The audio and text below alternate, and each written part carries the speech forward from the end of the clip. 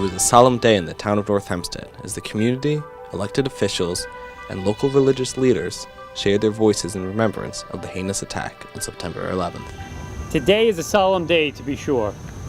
For most of us, it's a somber day, recalling the horrors which took place and took the lives of so many 13 years ago this morning. But our mission as a people, in this and in countless other ceremonies throughout our nation, should be to ensure that today is not a day of despair, not a day of hopes discarded. Instead, we gather here to remember our loved ones, our friends and our neighbors, whose lives were senselessly taken on September 11, 2001, as well as those who came to the aid of so many that day, only to suffer and perish in the days, months, and even years after the attacks. Right after the tragedy, we came together as a nation. We stood as one in our grief, our unity, and yes, anger. After all, our country, our value system was under attack. But our approach to tragedy has always been twofold. On the one hand, we grieve. There's no way any human being can ignore the terrible and tremendous pain being suffered by so many people. However, we do not allow the grief to become all-consuming. We must turn tragedy into triumph, ashes into rebuilding. We cannot allow those who destroy us to be successful by being paralyzed by our sorrow. Over the past 13 years, we have learned that while the government fights terrorists, we battle terror daily. When faced with opposition, doubt, hatred, and fear, our response is a simple one. Darkness is not removed with sticks and guns, it is removed with a little light. Today, September 11th, we recall that horrific day 13 years ago when 2,977 people died at the hands of terrorists. Today, September 11th, is a day that we remember and honor each of those victims who lost their lives that day here in New York, in Washington, D.C., and over the skies of Pennsylvania. We especially remember the 56 members of our close-knit community who never returned home that night, never stepped off the trains and into their cars, never came through their front doors to greet their families, and were never given a fighting chance. Veterans and first responders were in attendance to help us remember those who bravely ran into danger's way in order to protect our freedoms. An event like this should never be forgotten, should never be forgiven, and should never be forgotten. This is something that our country should always maintain as a memory for all, not just veterans, but for all free Americans to remember that we as veterans, we fought for freedom. And we should always continue to remember the lives, the innocent lives that were lost at this tragic time. I think of those who were truly great, who from the womb remembered the soul's history, through corridors of light where the hours are suns, endless in singing, whose lovely ambition was that their lips, still touched with fire, should tell of the spirit clothed from head to foot in song, who hoarded from the spring branches the desires falling across their bodies like blossoms. What is precious is never to forget, the essential delight of the blood that draws from ageless springs, breaking through rocks and worlds before our earth.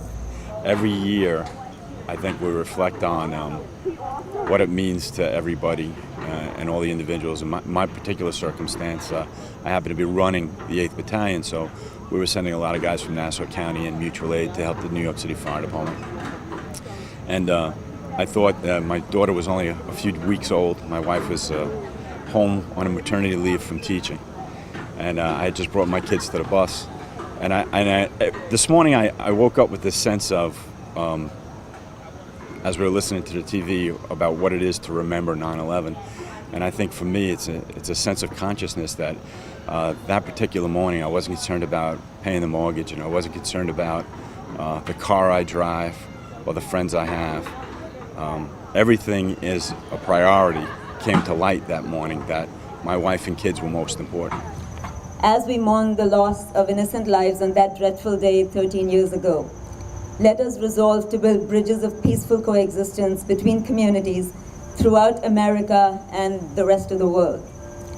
As our holy book, the Quran, states in chapter 49, verse 13, O mankind, we have created you from a male and a female, and made you into nations and tribes, so that you may know one another, not that you may despise one another. And the most righteous amongst you are the ones who are most pious. Verily, God is all-knowing, all-aware. As people of conscience, let us stand together to fight bigotry, hatred, fear-mongering, anti-Semitism, and Islamophobia, which keep increasing, unfortunately.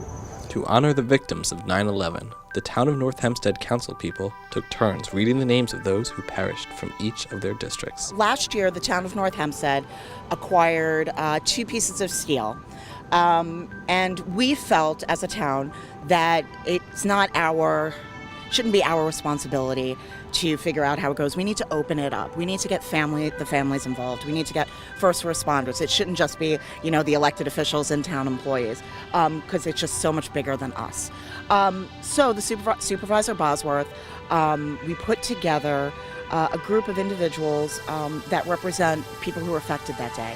A wonderful group of dedicated people who want to see the memory of their loved ones lived on. 13 years go by and, you see less and less coverage.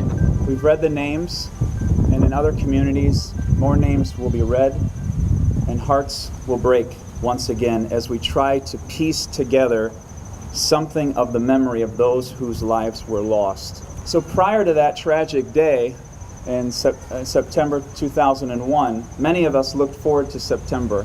It was a time to mark the end of summer and for children to look forward to going to school, where summer weather gave way to fall weather, cooler mornings and beautiful changing colors. But now that's all changed, and every time we come to this day, we are reminded that evil does exist, as our Supervisor Judi Bosworth reminded us so well. The pain remains, and it seems to know no boundaries. Supervisor Judi Bosworth also reminded us why it is so important to make this a day of remembrance. So many of the members of our community were victims that terrible day 13 years ago, and it is incumbent upon us to make sure that we remember them, we honor them, those that were victims because of the heinous act of the planes crashing into the towers and through Washington and Pennsylvania, but also the first responders who so bravely rushed into buildings with no thought of their own safety and who lost their lives in doing so. And for so many of the first responders who are still feeling the ill effects of the contaminants that they breathed in that day, we have to remember it's our responsibility to do so. It's our responsibility to make sure that generations to come understand what happened on that fateful day. Though it is a solemn day in the town of North Hempstead, the town will continue to do everything possible to remember our fallen heroes and those who selflessly continue to protect our freedom today.